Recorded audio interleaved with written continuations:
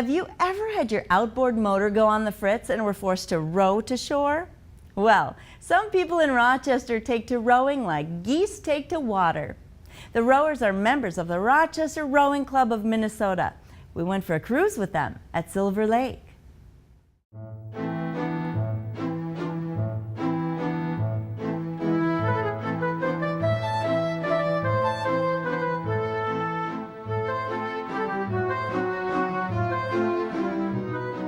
Rowing is just a very beautiful sport, and I like the serenity of being on the water and the peacefulness of being out there and kind of on your own.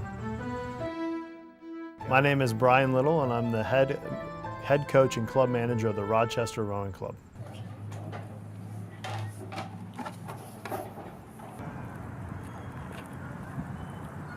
Right now we have a high school team and we have an adult team. The high school team is really broken down into two segments. We have a middle school team and a high school team, and then we have an adult program.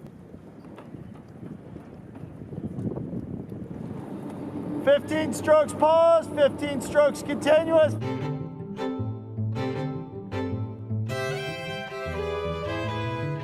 A rower is someone who is probably a masochist, to be honest, who enjoys pain but also enjoys the life, enjoys the water, someone who's driven to be on the water.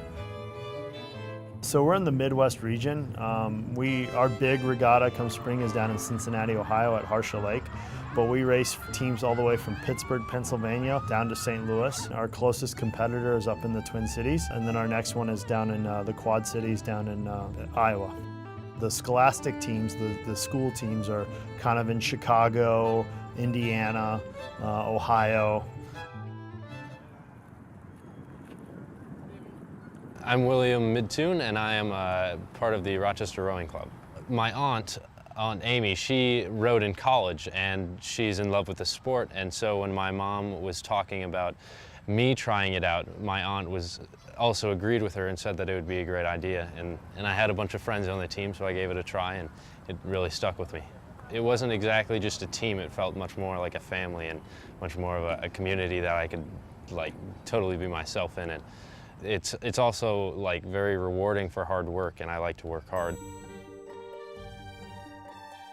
Your feet are locked in and your butt sits on a slide, and so you move up and down on the slide, and you move up to the catch, which is putting the blade in the water and then driving it through the water, and then at the finish, when your legs are down, you release the blade and you bring it out of the water, and then you go up to take the next stroke to pry the boat through the water.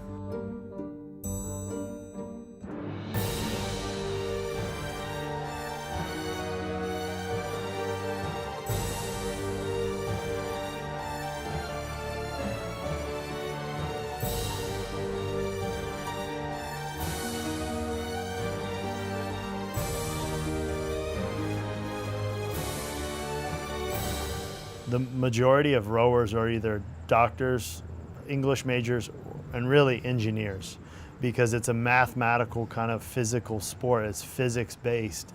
The harder I pull, the faster I go.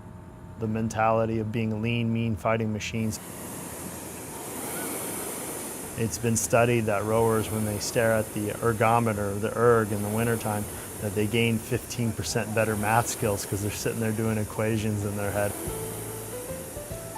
I took this job to come back to the Midwest. I just moved here from the South, and I wanted to get back to kind of my roots and develop a team that I felt like could be developed into a Midwest powerhouse and maybe even a national powerhouse. Midwesterners seem to work harder and are a little bit hardier and can deal with more situations than others. Just led me to believe maybe I could have that opportunity here. We're cold. We're cold. Can you guys throw that trash out for me?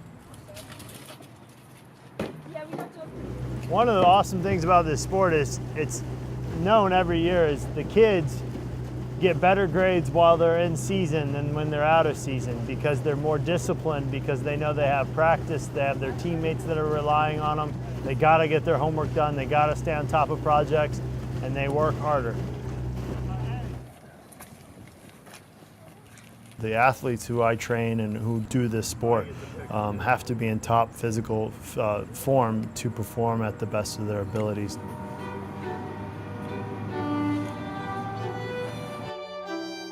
You know, rowing is a multifaceted of sports. It's combined.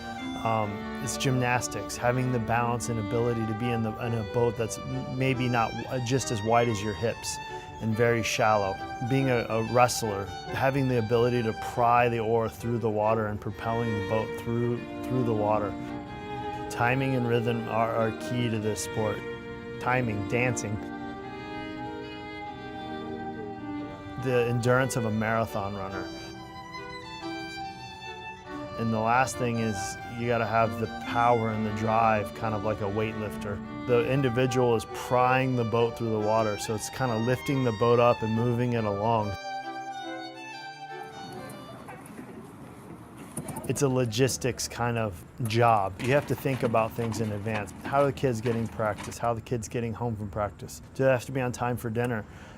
What time is the trailer leaving? What time are the kids leaving for the race? How are we getting the kids there? Are we renting a van? Are we chartering a bus? Are we having the parents drive them? Split the shoulders and two, that's 1, 2, split the shoulders. The boats can go only as fastest as the slowest guy in them, so it's the ultimate, and I mean the ultimate team sport. If one guy is off rhythm or having a bad day or is not feeling good, it can affect the whole boat. I mean, teamwork is rowing. That's what the sport is all about. Unless you're in a single, you have, even if you're in a single, you have team members just cheering you on no matter what. In today's age where it's about the individual, it's about the self, how can I make myself better? To be selfish, to be committed to your other teammates to do this sport is unreal. And in today's generation, it's hard to find individuals like that.